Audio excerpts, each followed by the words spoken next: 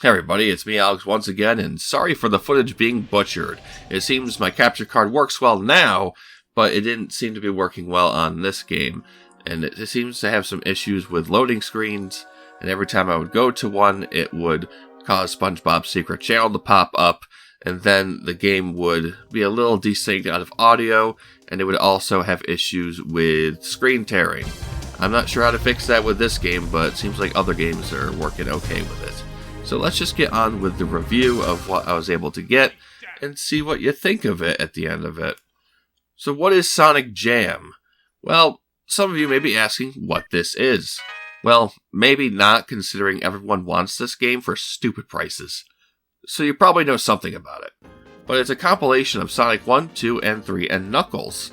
But the coolest part of the compilation is the Sonic world, and here you have a small area to run around in, collect rings, hit checkpoints, find tails to fly around in, and find cheat boxes to help you break the classic games.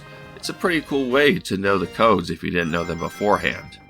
There are also some challenges you can do in this place to unlock the credits, which is an okay reward.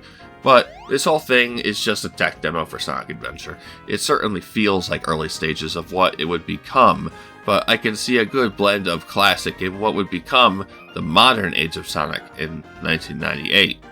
We're in 2023. Modern got thrown around a little too much with that design around the Generations era. Since it's going to be 25 years since this game came out, that's going to be crazy. But we've had it for this design for about 25 years, I'd say.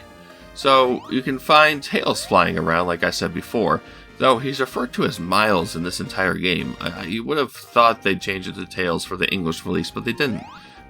It's weird, though, but they're not wrong. There's just so many things to interact with in such a small area. At least for a tech demo, it's pretty lively, as well as the flickies flying around, and this capture card cannot do this game justice of how sharp it looks on my Saturn with the retro tank. It's absolutely amazing.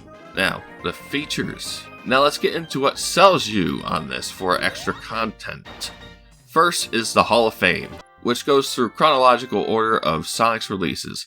He even has a mention at the Thanksgiving parade, and at that time, according to this thing, was the only video game character to have flown at the parade at that point. It's really neat to know that, but now it's like, damn, we're old. There's also Sega Sonic the Hedgehog mentioned here, but never released here. And we have Knuckles Chaotix mentioned here too, but to this day it still hasn't been ported. I have a 32X, but I'm not that curious to play it, so just re-release it already, Sega. Next is a gallery, which holds cool artwork of the cast, and I love it. I believe some of these are exclusive to Jam still, and were never brought to any future collections. I could be wrong, but I never noticed. Perhaps Origins has some of these. These pictures gave me that attitude Sega of Japan had for Sonic, where he is cool but very innocent at the same time, rather than the radical 90s dude mentality, which stuck around for far too long in my opinion.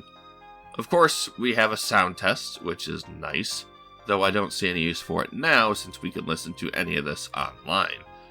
Cool for the time though. Next is the Character House. That holds art for Sonic, Miles, and Knuckles alongside some side characters. All these pieces of art are amazing to see what kind of concepts they had, and just the designs are really damn cool too. It saddens me the modern compilations feel so blah compared to this game. This even gave us short character descriptions. Sonic, for example, hates the word slow and tears. Okay. Tails has no weak point, which is actually kind of funny, and likes mint candy? Why? I don't know. Did you know Knuckles' is a weakness are girls? I guess he's shy, apparently. I really don't understand this one. Maybe it was kind of shown in Sonic Adventure 2? Yeah, I don't know about this one. As for hating strong sunlight, I agree with that one there. We also have the Flickies and other animals here. For example, my favorite is Cucky the Chicken. That word hits way different now than it would have in 97. Finally, our last stop is the movie theater. And wow, it has some cool stuff in here, man. We have a trailer for the Sonic OVA. For as flawed as the movie can be, it gives me some nostalgia. But then we have something that looks like it came right out of Disney, with the 2D animation being so smooth. Just Eggman trying to ruin Sonic's image, and there's another part to it which I'll let you find out on your own to see what happens. The other one I want to mention is the Sonic CG image. What the hell is this? It was unpublished, because thank God, because what the hell is this? It's just so bizarre with that bad Sonic animation and model too, and then a poorly animated Eggman too. It's just so fucking weird, man. Just really, what the fuck? Now, I said that this was the last stop, but in the Sonic world, we still have the games included with it to talk about briefly. So let's talk about Sonic 1 first. If you love Sonic 1 or couldn't get into it, this was the best way to play it on here until Origins came out, mostly due to the original mode for all the games. Should mention that this was the first Sonic port to feature the spin dash, and it makes the game so much better, though now having the drop dash in Origins kind of makes this a tad slower in my opinion. I find myself trying to do the drop dash, but nope, not happening. The original mode makes certain things easier, like putting more platforms down, so you won't fall as easily. They even added things to the final zone, like rings, which is nuts, because it makes it so much easier. Then now, let us look at Sonic 2.